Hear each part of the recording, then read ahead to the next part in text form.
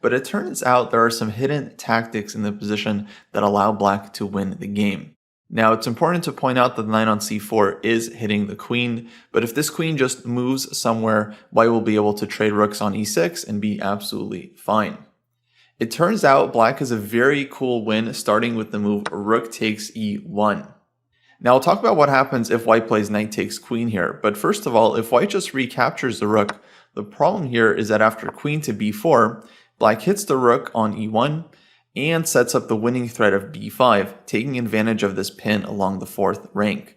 So this queen b4 move is actually a very annoying double attack. For example, rook to c1, white saves the rook, b5, and there's no way to avoid losing material here. For example, a3, black can play queen to a4, and white has to start giving up pawns in order to avoid losing the knight, but has a very, very bad position.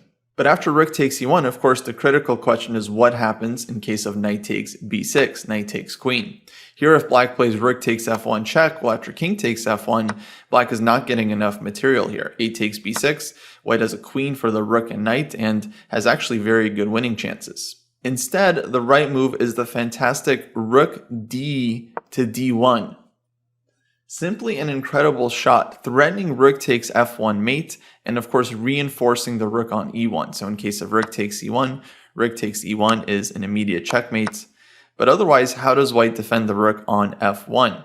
White can only play the move queen to c4 here in order to defend the rook, but after rook takes f1, black wins all of the material back, king takes f1, and at the end of the line is able to pick up that knight on b6 and arrive at a winning endgame with an extra piece. Now after rook dd1, white could also try to create an escape square for the king, for example with a move like g3.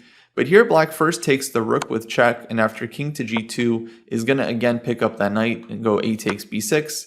And we get an endgame where black has two rooks and knight for the queen, which is a completely winning material advantage, especially when black's king is perfectly safe. As long as black makes lift here and avoids getting back rank mated, three pieces should be able to coordinate and outplay the lone queen.